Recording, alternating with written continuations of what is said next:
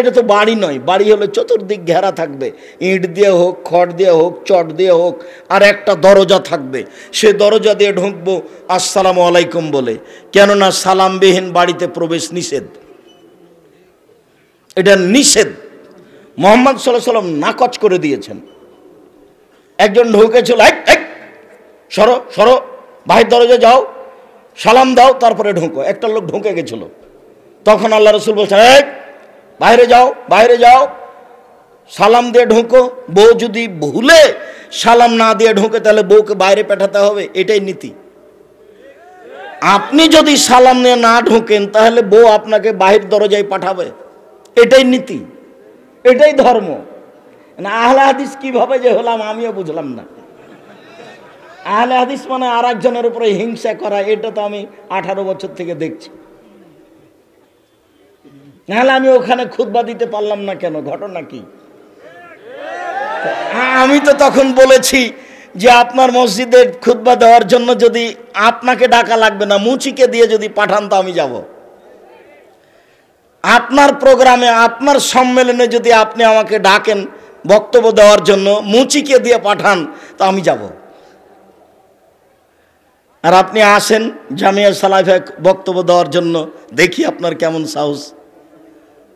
আপনাকে দাওয়াত দিলাম, দেখি আসেন, মার্চের 4-5 আসেন, আপনি পারবেন না।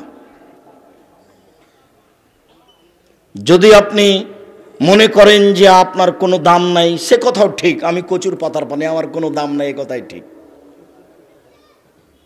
তবে আপনি সাধারণ মনে করবেন না,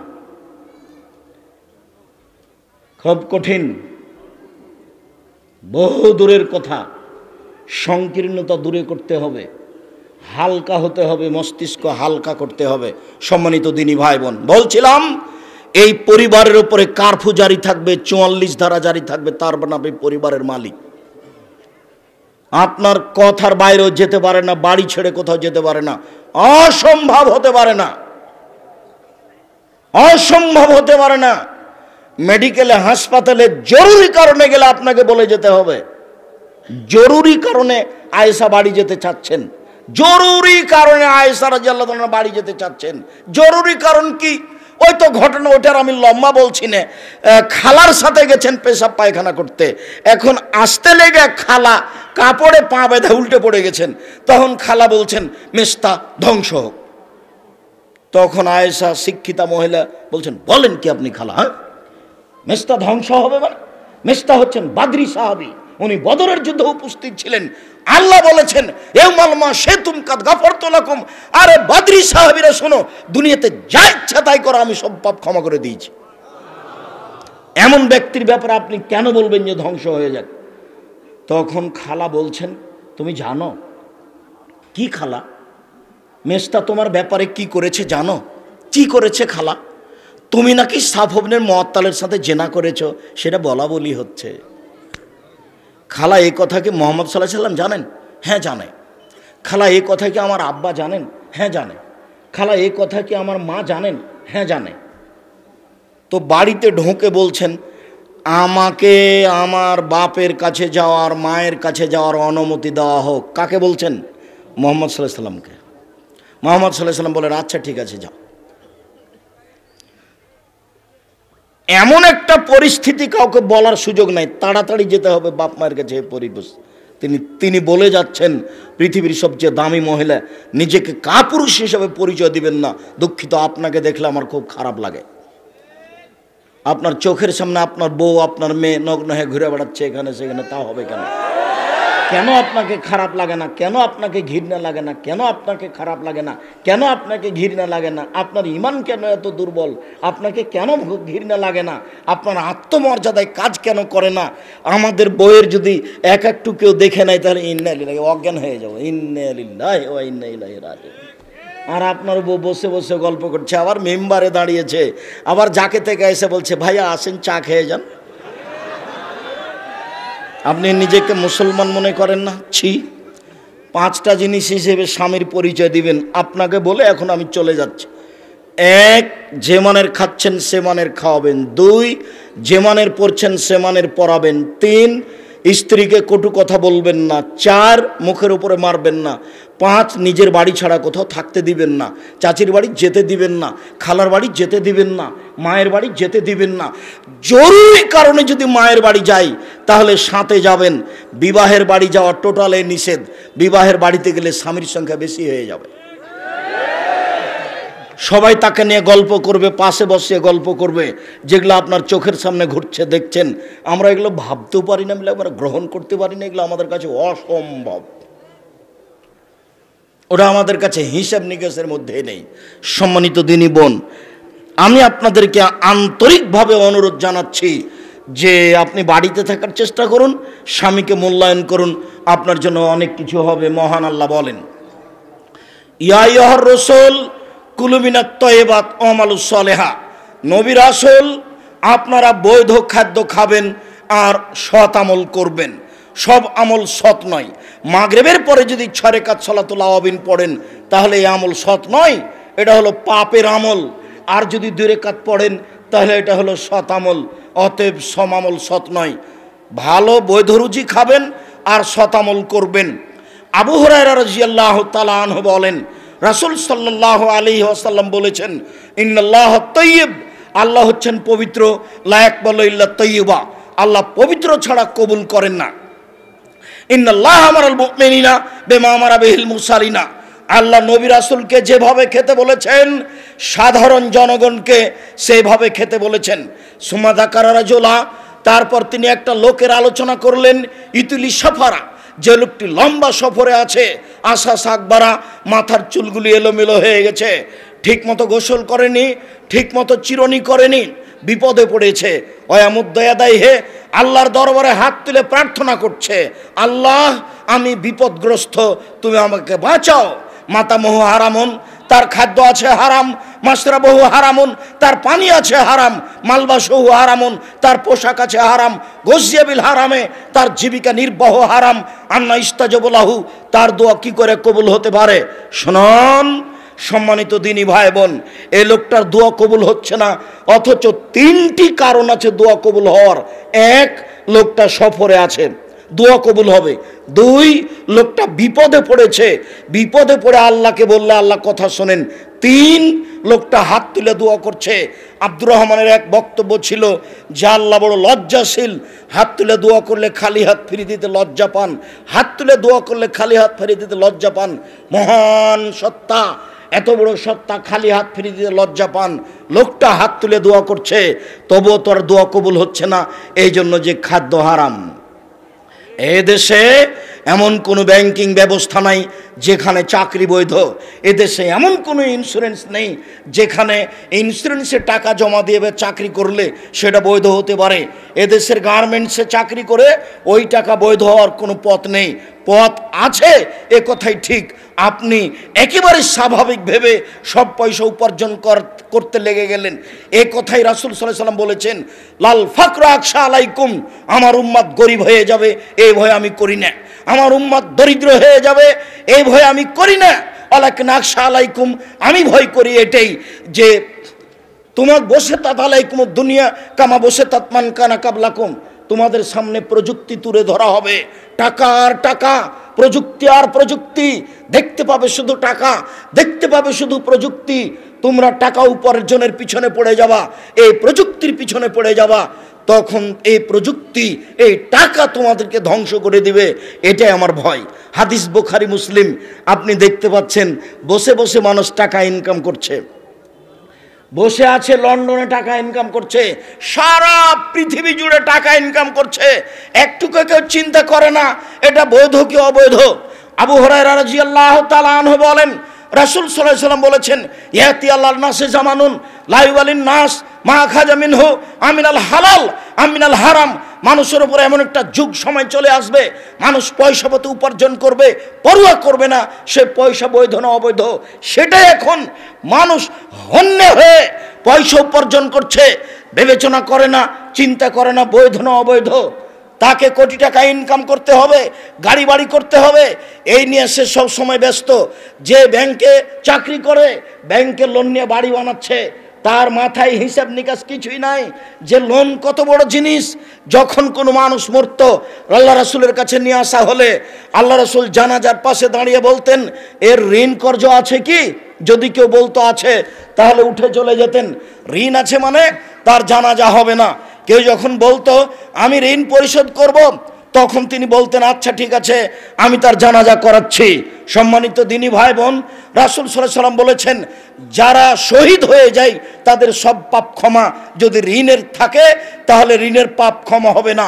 রাসূল সাল্লাল্লাহু আলাইহি ওয়াসাল্লাম সালাম ফেরার পূর্বে, প্রত্যেক সালাতের শেষে সালাম ফেরার পূর্বে, প্রত্যেক সালাতের শেষে সালাম ফেরার পূর্বে বলতেন, ওয়াউযু বিকা মিনাল মাসাম ওয়াল মাগরাম, হে আল্লাহ, তোমার কাছে বাঁচতে চাই বড় পাপ হতে, আমি তোমার কাছে বাঁচতে চাই ঋণ কর্জ হতে, আমি তোমার কাছে বাঁচতে চাই বড় পাপ হতে, আমি তোমার কাছে বাঁচতে চাই ঋণ কর্জ হতে।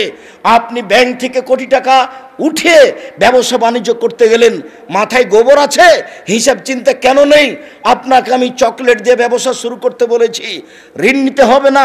চকলেট করতে করতে কলা হবে, কলা করতে করতে কাপড় হবে, কাপড় করতে করতে 25, 30, 40 বছর পরে গিয়ে কোটি টাকার ব্যবসা হবে। এটাই হলো টাকা বৃদ্ধির মান। ব্যবসাকে রাসূল সাল্লাল্লাহু আলাইহি ওয়াসাল্লাম পছন্দ করেছেন। এমনভাবে ব্যবসা করবেন যে ব্যবসা দিয়ে নিজে উপকৃত হবেন, জাতির উপকার করতে পারবেন, প্রতিষ্ঠানের উপকার করতে পারবেন। আমি জানি না, কুমিল্লা জেলায় বহুদিন থেকে আসছি, কুমিল্লা জেলার লোক কতটুকু জামিয়া সালাফিকে মূল্যায়ন করে। জামিয়া সালাফে এখন বেতন লাগে 18 লক্ষ।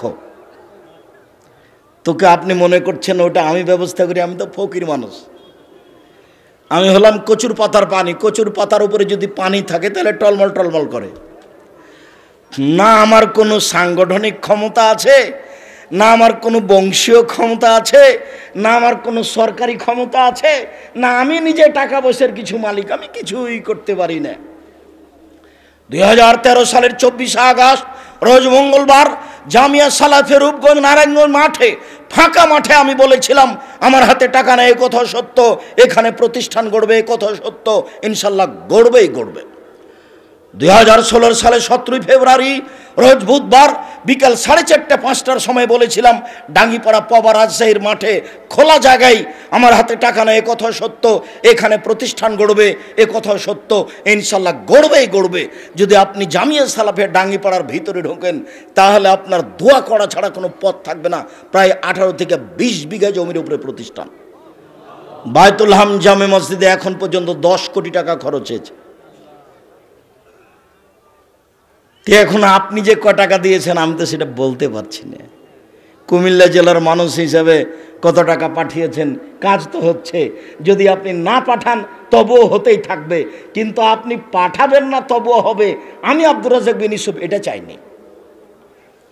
আমি চেয়েছি যে 10 টাকা হলেও পাঠাবেন, তাহলে আপনার একটা মনোবল শক্তি থাকবে যে আমিও জামিয়া সালাফিয়া 10টা টাকা দিয়েছি। যেমন আমার একটা মনোবল যে আমি কাজে সফল হবই হব। কেন? আমি 10 পয়সার ক্ষতি করি না, এটাই আমার সাহস। আমি কোনোদিন জামিয়া সালাফে একসঙ্গে খেলে তার টাকা দিয়ে দিই, এটাই আমার সাহস। আমার নামে ফাইল করা আছে, ওই টাকা আর রসিদটা ওই ফাইলে জমা আছে। আমি আপনাদের জামিয়া সালাফের একসঙ্গে খাই না, আমি কাজে সফল হবই হব ইনশাল্লাহ। খেলে আমি তার টাকা দিয়ে দিয়েছি। আমি 10 পয়সার ক্ষতি করি না, 10 পয়সা দিয়ে কাউকে হাদিয়া দিয়ে পাঠাই না, এমন কাজ আমি করি না। অতএব আমি কাজে সফল হবই হব ইনশাল্লাহ। অচিরে দেখতে পাবেন এদেশের বড় বড় জেলাগুলিতে জামিয়া সালাফিয়া গড়ে উঠছে ইনশাআল্লাহ। সেদিন কাছাকাছি আমি দেখতে পাচ্ছি। সম্মানিত দিনী ভাই বোন, যেদিন চলে এসেছে মানুষ পয়সা প্রতি উপার্জন করছে, পরোয়া করে না সেটা বৈধ না অবৈধ। সম্মানিত দিনী ভাই বোন, রাসূল সাল্লাল্লাহু আলাইহি ওয়াসাল্লাম বলেন আল হালাল বাইয়িন, হালাল হচ্ছে স্পষ্ট, অল হারাম বাইয়িন, হারাম হচ্ছে স্পষ্ট, ও বাইনাহুমা মুস্তাবিহাতুন, এই দুটোর মধ্যে একটা অস্পষ্ট জিনিস রয়েছে। লা ইয়ালামুহুন্না কাসীরুম মিনান নাস, বহু মানুষ তা জানে না এটা বৈধ না অবৈধ। ফামানিত্তাকা মিনাশ শুবহাতে ইস্তাবরাইলে দীনিহি ওয়া ইরজিহি, যে লোকটা সন্দেহ থেকে বেঁচে গেল সে তার দিনকে পরিপূর্ণ করে নিল। ওমান ওয়াকাফি শুবহাতে ওয়াকাফিল হারামে, যে সন্দেহের মধ্যে পড়ে গেল সে হারামের মধ্যে পড়ে গেল। যে ব্যবসার চূড়ান্ত সিদ্ধান্ত নেই সেটা চূড়ান্ত হারাম, যেই চাকরির চূড়ান্ত সিদ্ধান্ত নেই সেটা চূড়ান্ত হারাম, যেই কর্মের যেই পয়সার চূড়ান্ত সিদ্ধান্ত নেই সেটা চূড়ান্ত হারাম। অতএব যত উপার্জন আছে অস্পষ্ট সব উপার্জনকে ছেড়ে দিতে হবে, এটাই চূড়ান্ত। এরপরে আল্লাহ রাসূল বলছেন, আলা সাবধান, মনে রেখো, লিকুল্লে মালিকিন হেমা ও হেমাল্লাহে মাহারে মোহ, প্রত্যেকটা বাদশার সীমারেখা রয়েছে। আল্লাহর সীমারেখা হচ্ছে হালাল শেষ হলে হারাম শুরু হয়, হারাম শেষ হলে হালাল শুরু হয়। তারপরে তিনি বলছেন, আলা সাবধান থেকো, ইন্না ফিল জাসাদ মুজগা, মানুষের শরীরে একটা টুকরা রয়েছে, এজা সালাহাত সালাহুল জাসাদু কুল্লুহু, যতক্ষণ পর্যন্ত ওই টুকরা ভালো থাকবে গোটা মানুষটাই ভালো থাকবে। ওয়াইজা ফাসাদাত ফাসাদাল জাসাদু কুল্লুহু, ওই অংশ যখন খারাপ হয়ে যাবে সম্পূর্ণই খারাপ হয়ে যাবে। মনে রেখো সেটাই হচ্ছে অন্তর। যার ভিতর খারাপ তার সবই খারাপ, যার ভিতর ভালো তার সবই ভালো। সম্মানিত দিনী ভাই বোন, আমি রাসূল সাল্লাল্লাহু আলাইহি সাল্লামের কথাটি আপনাকে এইভাবে স্পষ্ট করে বুঝাতে চাই যে রাসূল সাল্লাল্লাহু আলাইহি সাল্লাম বললেন, লায়াদখুলুল জান্নাতা লাহমুন নাবাতা মিনাস সুহতে, ওই শরীর জান্নাতে যাবে না যেটা হারাম উপায়ে বেড়েছে, ওই শরীর জান্নাতে যাবে না যেটা হারাম উপায়ে বেড়েছে, ওই শরীর জান্নাতে যাবে না যেটা হারাম উপায়ে বেড়েছে। কুল্লু লাহমিন নাবাতা মিনাস সুহতে কানাতিন নার আওলা বিহি, যেই শরীর হারাম উপায়ে বাড়ে তার জন্য জাহান্নাম যথেষ্ট, যেই শরীর হারাম উপায়ে বাড়ে তার জন্য জাহান্নাম যথেষ্ট। রাসূল সাল্লাল্লাহু আলাইহি সাল্লাম বলেছেন, লায়াদখুল জান্নাতা জাসাদুন গজিয়া বিল হারাম, ওই শরীর জান্নাতে যাবে না যেই শরীর হারাম উপায়ে বেড়ে উঠেছে। সম্মানিত দিনী ভাই বোন, যদিচ আমাকে বলা আছে যে দীর্ঘ সময় আপনি কথা বলবেন, কিন্তু রাস্তার কারণে অনেক কথা আমাদের হয়ে গেছে, এই কারণে আজকে হালাল আলোচনা এই পর্যন্ত করেই আমি আমার শেষের দিকে এসে জরুরি কয়েকটি কথা বলছি। এই ছেলে, তুমি ব্যস্ত হচ্ছে কেন? আমি তো তোমাকে বলেছি যে তোমার বিরক্তির আগে আমি কথা শেষ করব। তুমি তোমার তাড়াহুড়া আমাকে দেখায়ও না।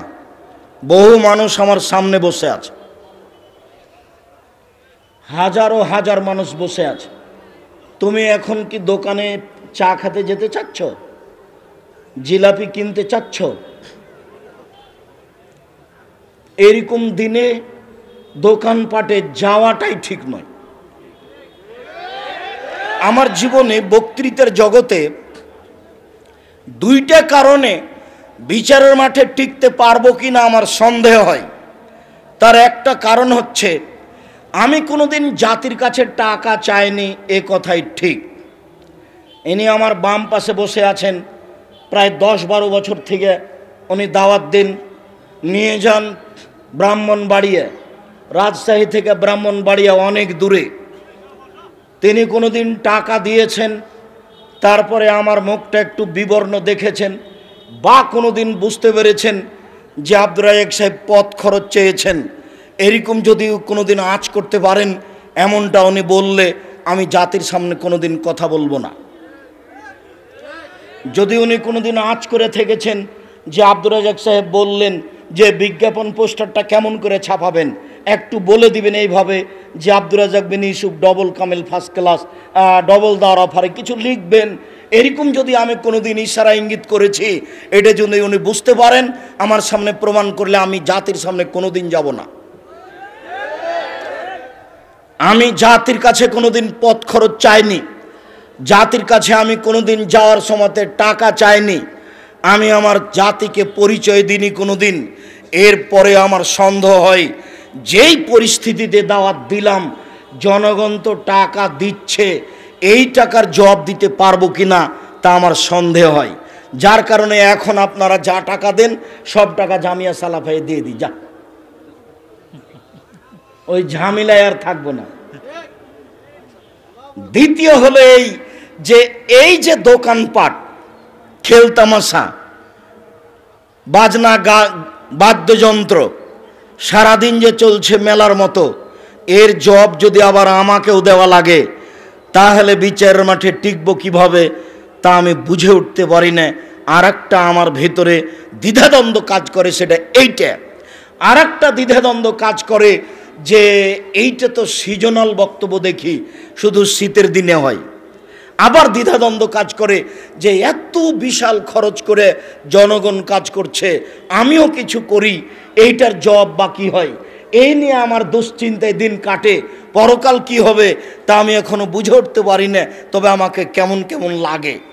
এরপরে বলি যে আমার কোনো স্বার্থ নাই, ভুল ত্রুটি থাকলে পরিস্থিতির চাপে আমি সহ্য করতে পারিনি, তাই জাতির সামনে দুইটা বই দিয়ে গেছি। একটা বইয়ের নাম বক্তা শ্রোতার পরিচয়, কে বক্তা কে শ্রোতা, আর একটা বইয়ের নাম তাফসির কি মিথ্যে হতে পারে।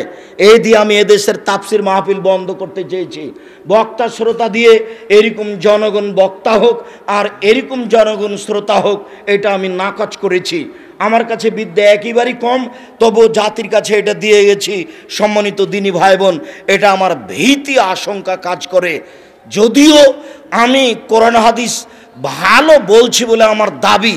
একদিন আমি বিমানবন্দরে বসে আছি, তো একটা লোক আমার পাশে এসে চট করে বলছে, এসেই বলছে, এত শক্তভাবে কথা না বললে হয় না।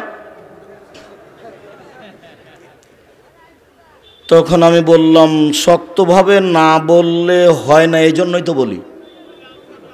বলছে না, আপনি যেভাবে বলেন এর চেয়ে নরম করে বললে হবে, মেজাজ খুব কড়া হয়ে আছে, শক্ত হয়ে আছে, আপনি যেভাবে বলছেন সেভাবে না বললেও হবে।